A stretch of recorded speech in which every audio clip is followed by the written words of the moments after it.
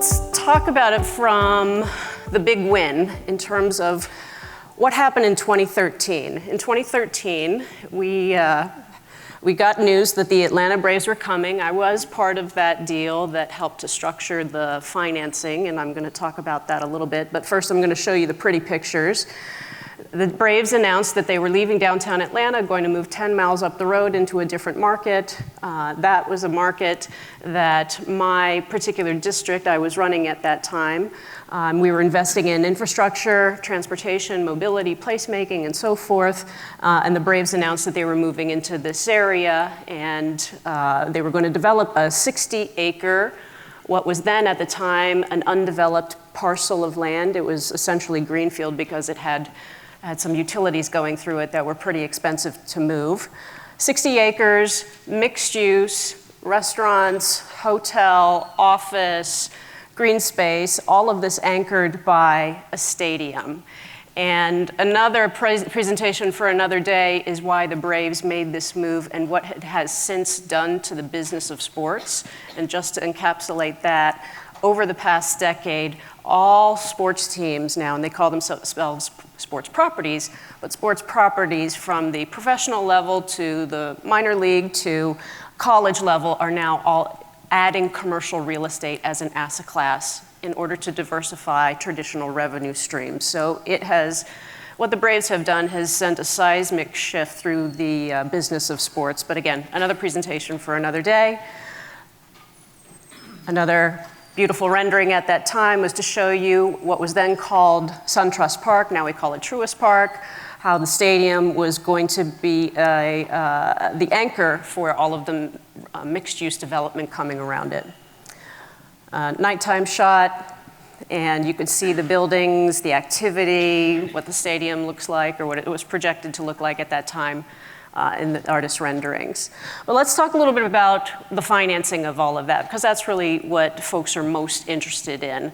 The important thing to keep in mind is that the Braves development, really, you can think of it as two components. There's the stadium, and then there's the mixed-use side of it. The mixed-use side of it was all financed by the Braves and their capital partners. So there was no public financing into the mixed-use components, and by that, the residential, the office, the retail, even the public green out front. There was no public dollars in that. So the funding stack, as it related to the economic development, was for the stadium, and we'll talk a little bit about that. I'll give you a little insight into that, and I hope you can see the slide.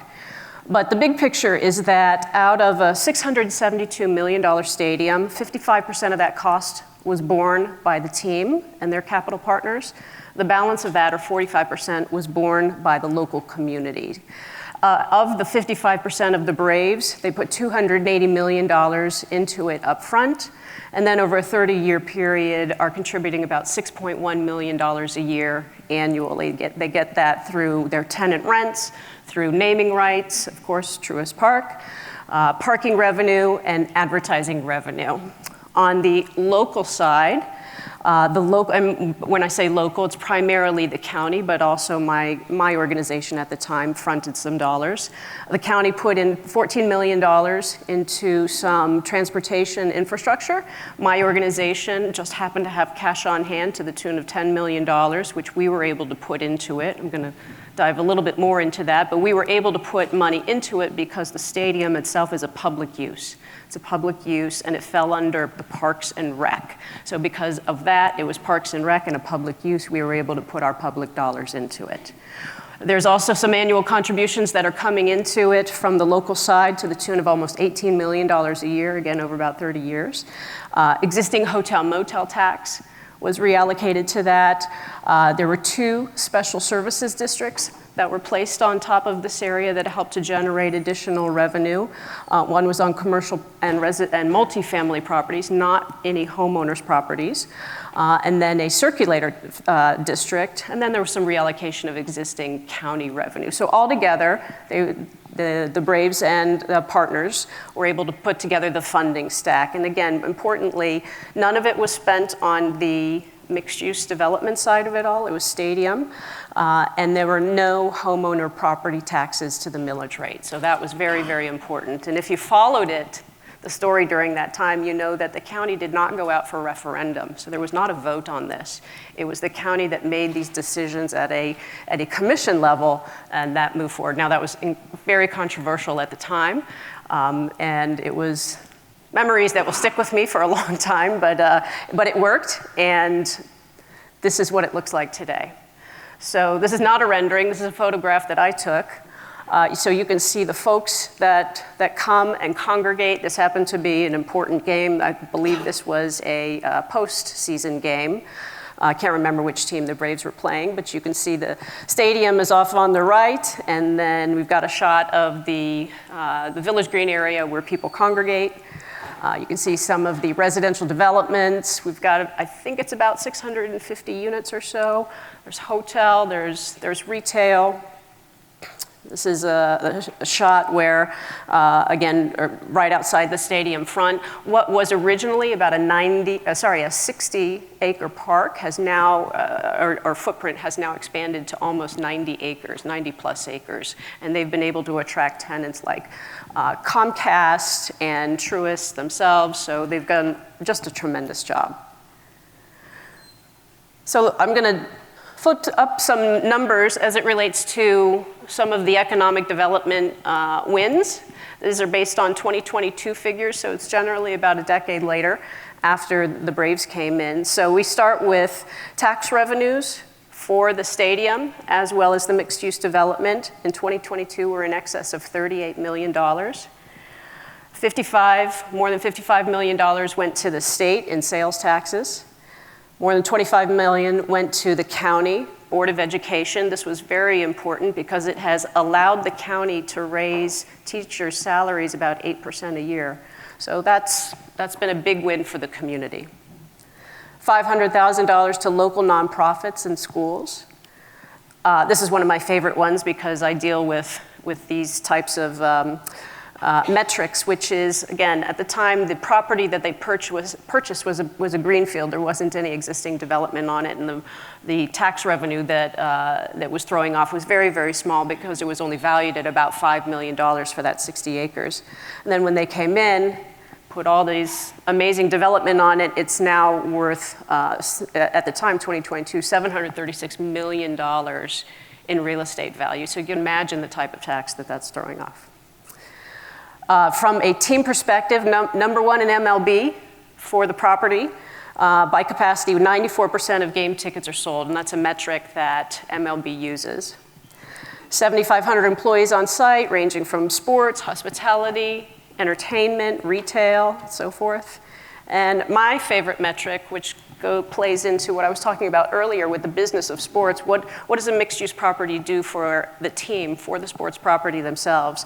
Well, what it has done and played out with the Braves is that for every one game ticket sold, they have in excess of 3 people that are actually on the property, buying things and doing things, and it's just created this level of atmosphere, this entire entertainment district that the Braves have been able to monetize, and because the Braves have been able to monetize it, it then throws off all of these benefits to the community. Quick lessons learned, and I apologize, this is not the last of my slides. Usually this is a slide that you put on last, but this is a lesson learned for, little autopsy after the decade of working on this project. This really comes down to vision, commitment, and fortitude. The vision years prior, back in actually the late 80s, James, not the 90s, when this organization was developed, they knew that it would take some time. They had the vision to know that the tools that are put in place back then are not going to reap rewards immediately. It's just going to take a little bit of time, and they committed to that time. They recognized that it wasn't just the government, be that the city or the county or the local folks, that were taking steps. It was really a partnership with everybody that was at the table, the entire fabric of the community, and they created these tools that would allow these types of investments. Then fortitude. During that period when the Braves were moving, again, not very popular decisions with many constituents, but very popular with others, so they stuck with it. So that vision, commitment, and fortitude was really important, not only over the course of the years, but also for that time period during that relocation. So let's drill down a little bit into some of the aspects of what went into that, and James gave you a peek under the hood. We're going to talk a little bit about special purpose district, and the organization that I was running at the time is called a community improvement district, or a CID. That's how I'm going to refer to them from now on. These are tools that are statutorily enabled. So many states all over the country have these similar types of tools. In Georgia, we focus in on CIDs, but there are a range of other types of tools that are at your disposal too. The primary takeaway from these particular types of special districts that I'm talking about is that they enable the private sector to come to the table. It's not just the government that is making these decisions in a vacuum, using the public sector dollars in a vacuum. They're bringing the private sector to the table because the private sector brings resources to the table, brings a voice to the table, brings dollars to the table, and together they can accomplish more. So in Georgia, again, we call them community improvement districts, this particular type of tool. Some of you may be very familiar with a similar type of tool called a business improvement district, or a BID. I know that you do have a few in South Carolina. Most BIDs around the country are very focused on traditional downtown areas, clean and safe, hospitality, economic development, those types of things. In Georgia, we do have a few BIDs, but really we like the CID tool because the CID enables investments in infrastructure. It lays the infrastructure groundwork, which then attracts companies. So how they are alike, again, statutory, I'm always tripping up on this word, legislatively enabled. They are legislatively enabled. So I don't know if any of you are, deal with these, the nuances of all of these types of mechanisms, but I'm sure you have something on the books. And if you don't have something on the books, that's what lobbyists are for. You create these type of tools. And we created this tool back in the late 80s through businesses who went to visit folks in Northern Virginia to understand how Northern Virginia spurred economic development and then exported the community improvement district tool to Georgia. So I think this is apropos, given the growth that I hear that you're experiencing. You can use these as growth management tools. You can also use them as revitalization tools. But they put an assessment, we don't like to use the word tax, but we'll use the word assessment, on a property that allows additional dollars to be brought to the table. The name of the game is not to use those dollars 100%. The name of the game is to use those dollars as seed funding. It's the seed funding that then attracts other sources of funding, because you're talking about leveraging dollars and making $1 go further and stretching everybody's dollars together. They are required to have consent from the property owners. So it's not a situation with a CID or a BID where a government can mandate it. The government is not going to come in and say, I'm going to draw a line and now I'm going to create an extra tax district. That's possible, but those are other types of tools. The beauty about these is that they're voluntarily created by the taxpayers. In Georgia, with the CIDs, it's commercial property tax only. So if there's any residential use on a property, then it is ineligible to be part of a CID and participate in the tax. Doesn't mean they don't get the benefit, because you can imagine if there's an apartment, there's a multifamily that's within a CID district and it's not paying tax, it's still getting the benefits. So these are little things that we're wrestling with in Georgia. I do know that in South Carolina with your BID legislation, it does allow for multifamily to participate in that taxing mechanism. So that's another source of income generation. But regardless, people have to sign up for it. Not everybody, but enough people have to sign up for it in order for it to be enabled. In Georgia, with the CID, you have to have 51% of the number of property owners. So a simple majority of property owners need to consent to this type of tool, but they have to own the vast majority of the value, so 75% of the value. So once you meet those mathematical equations, then you're in a good place to go through the process. In South Carolina, you're a little bit different with your numbers, but again, it's just a matter of understanding what the law is and allows for, and then moving that forward that way. Another big thing to keep in mind is that these tools are not, again, they're not governed by the government. The folks that govern them or on their boards are made up of the private sector. So it's the businesses, it's the folks that are investing in the area. They're the ones that are determining how dollars are generated and how dollars are channeled. So that provides the business community's voice in what are typically and historically government services, again, transportation and infrastructure development. So how they're used. They can be used in a variety of different ways. They're very much animals of their real estate environment. And as we all know, trends in real estate change over time. In the 80s, it was all about drivable suburban. If you go to a commercial area now in a very built-up area, it's about placemaking, it's about amenitization, it's about parks and rec and things like that. So however the real estate trends are, that's usually where the boards of these groups channel their funds. So if roads are important to you, then build a road. If sidewalks are important, if streetscapes are important, parks, rec, parking, all of these things, whatever you are enabled, is where you can channel those types of funds.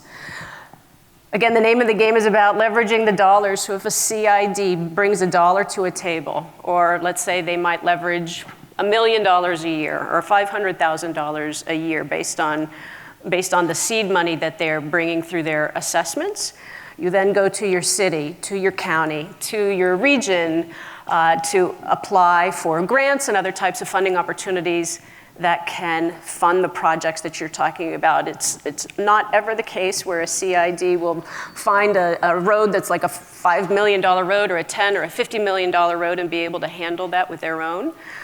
It's always a partnership where you're coming to the table and designing and planning those projects together. As it relates to what Georgia CID do in terms of what they're legislatively enabled to do, 7 purposes. 6 of them are clearly defined: roads, mass transit, parks and rec, parking, stormwater, and sewer. That last dot is "and anything else" category, which gives a lot of flexibility to these types of organizations. If you think about, again, the real estate trends over the years and how macroeconomics have impacted real estate trends when recessions hit, you know, think about COVID or the recession from the housing crisis even 15 years ago. Those were depressing times, and by depressing, I mean it depressed real estate values. People weren't coming in, there wasn't a lot of activity, people were losing jobs, so public safety has been a concern in these types of scenarios. So some of these CIDs will use their money for public safety needs, either purchasing police vehicles or putting up license plate readers or whatever it is that that community helps that community. Again, in times of growth and great demand, they look about expanding their infrastructure network, lots of road building, lots of sidewalks.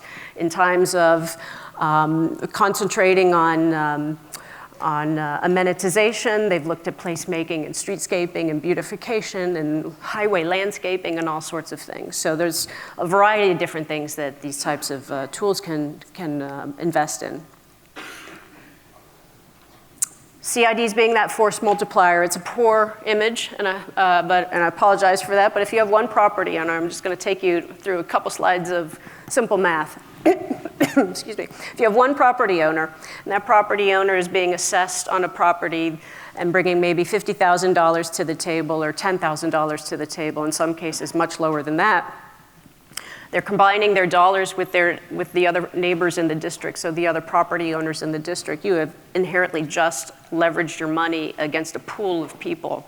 That pool of people, your CID, then leverages those funds against greater sources. So government grants, state grants, federal grants, and so forth. So it's a way to multiply your dollars, and it's a way to multiply your voices.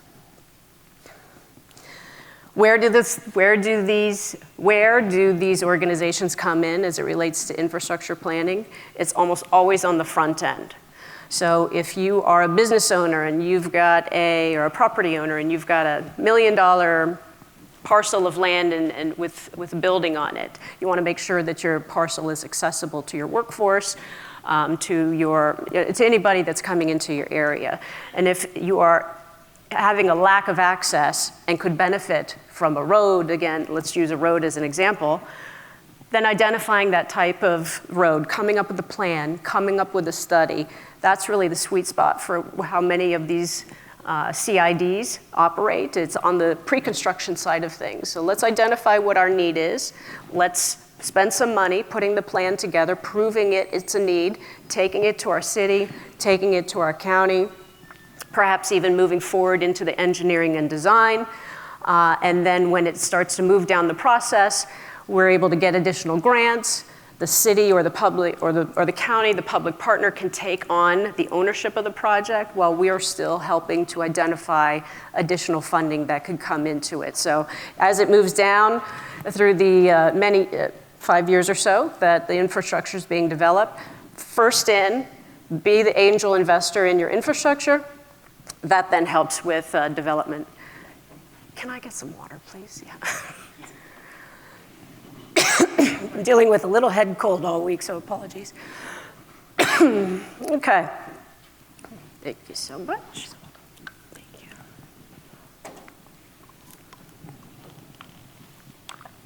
Okay. Here's an example of, again, a project that's a price tag that some of us deal with, some of us don't deal with, but it's about a $44 million project that I was involved in, again, with the same organization that we referenced with the Braves, the Cumberland CID. There was a new managed lane coming in that the state was developing, but it was going to blow right through our particular community. And we said, hey, we need some access. We've got a lot of people that work in this area, and not having access to this managed lane puts us at an economic disadvantage. We need access to this type of infrastructure. So we identified the ramp, and we worked over the few years to cobble together the partners to help to fund it. And I understand this looks like a Grecian urn. That wasn't necessarily the intent, but it does show relative contributions of the funding partners that we were able to bring to the table in order to get this ramp funded while it was being designed as well. So our CID put in a couple $1 million originally to fast track the design of this particular project. We then, over the years, and I'm starting from the bottom up, we then brought in some federal grant that was available through our Metropolitan Planning Organization, which is the Atlanta Regional Commission, through federal formula funds. We then were able to draw in some county funds because we were starting to gain momentum. The county put dollars into it, and at that time the Braves had already announced, so they wanted to make sure that people that were going to be coming to the stadium could actually access it through this additional infrastructure. The state, we managed to get the state, not state dollars necessarily through this, but they waived some fees. Otherwise, they would have baked the management fees into much of this.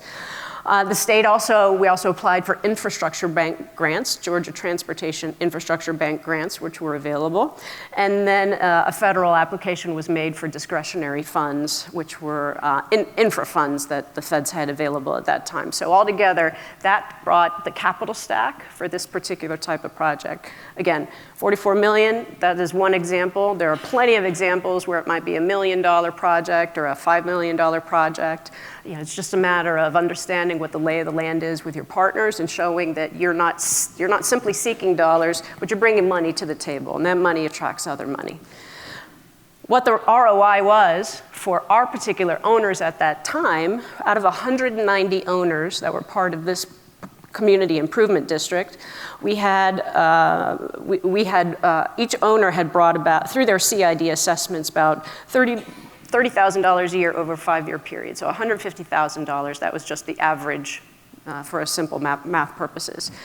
$150,000 leveraged to $44 million brings in $292 for $1. So it's an amazing ROI, and we've got lots of examples of how an ROI can come back to the owner and why they do this.